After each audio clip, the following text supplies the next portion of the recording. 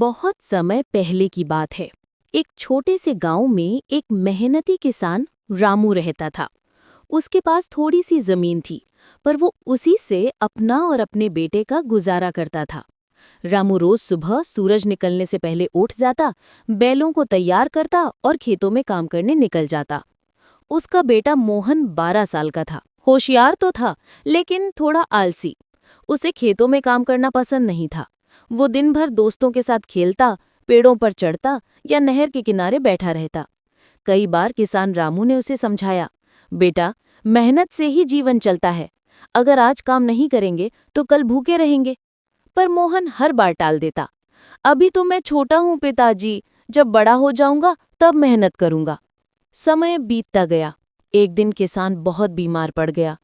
उसने बेटे को पास बुलाया और बोला, बेटा, मेरे पास अब ज्यादा समय नहीं है।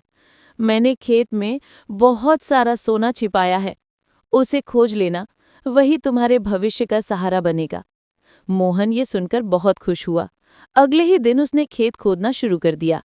उसने हर इंच जमीन पलट दी, पर कहीं भी सोना नहीं मिला।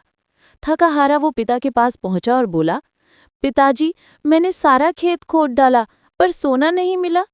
रामू मुस्कुराए और बोले, बेटा, अब जब खेत पूरी तरह जोत दिया गया है, उसमें बीज डाल देना।